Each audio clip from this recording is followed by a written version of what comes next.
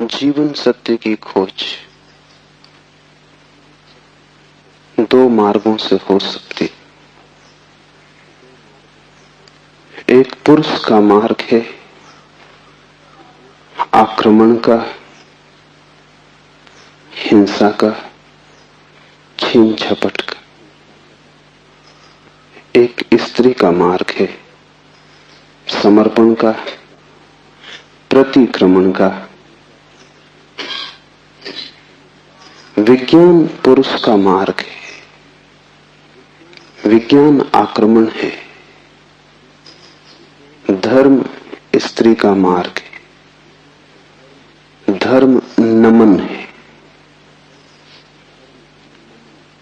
इसे बहुत ठीक से समझ लें। इसलिए पूरब के सभी शास्त्र परमात्मा को नमस्कार से शुरू होते। वो नमस्कार केवल औपचारिक नहीं, वो केवल एक परंपरा और रीति नहीं। वो नमस्कार इंगित है कि मार्ग समर्पण का है, और जो विनम्र हैं केवल वे ही उपलब्ध हो सकेंगे, और जो आक्रामक हैं, अहंकार से भरे हैं, जो सत्य को भी छीन झपट करके पाना चाहते, जो सत्य के भी मालिक होने की आकांक्षा रखते, जो परमात्मा के द्वार पर एक सैनिक की भांति पहुंचे हैं विजय करने, वे हार जाएंगे। वे क्षुद्र को भला छीन झपट लें, विराट उनका न हो सकेगा। वे व्यर्थ को भला लूट के घर ले आए, लेकिन जो सार्थक है वो उनकी लूट का हिस्सा न बनेगा। इसलिए विज्ञान व्यर्थ को खोज लेता है, सार्थक चूक जाता है। मिट्टी, पत्थर, पदार्थ के संबंध में जानकारी मिल जाती, लेकिन आत्मा और परमात्मा की जानकारी छूट जाती। ऐसे ही जैसे तुम राह चलती एक स्त्री पर हमला कर दो, बलात्कार हो जाएगा। स्त्री का शरीर भी तुम कब्जा कर लोगे, लेकिन उसकी आत्मा तुम्हें न मिल सकेगी, उसका प्रेम तुम न पा सकोगे। तो जो लोग आक्रमण की तरह जाते हैं परमात्मा की तरह, वे बलात्कारी।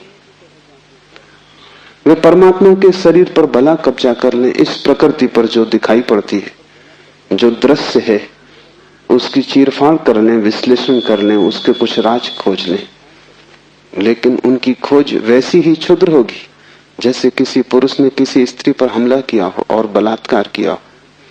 स्त्री का शरीर तो उपलब्ध हो जाएगा, लेकिन उपलब्धि दो कौड़ी की है, क्योंकि उसकी आत्मा को तुम छू भी न पाओगे। और अगर उसकी आत्मा को न छुआ तो उसके भीतर जो प्रेम की संभावना थी, वो जो छिपा था बीज प्रेम का, वो कभी अंकुरित न होगा। उसकी प्रेम की वर्षा तुम्हें न मिल सकेगी। विज्ञान बलात्कार है,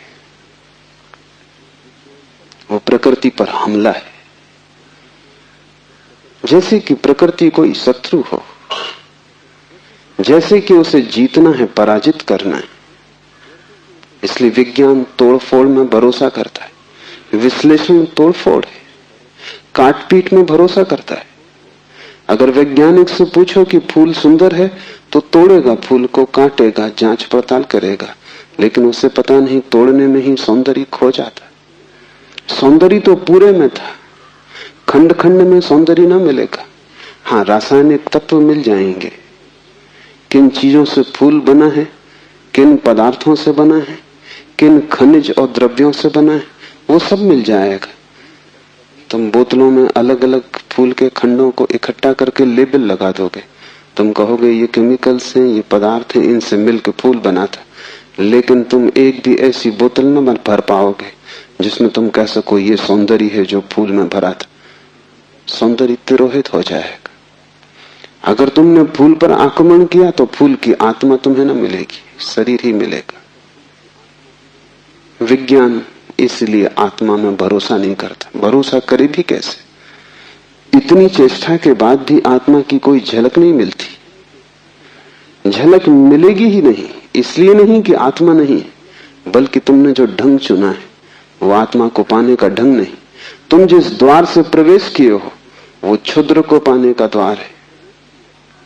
आक्रमण से जो बहुमूल्य है वो नहीं मिल सकता।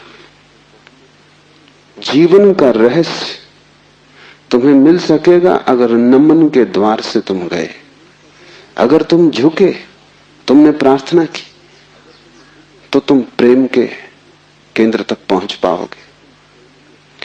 परमात्मा को रिझाना करीब करीब एक स्त्री को रिझाने जैसा है।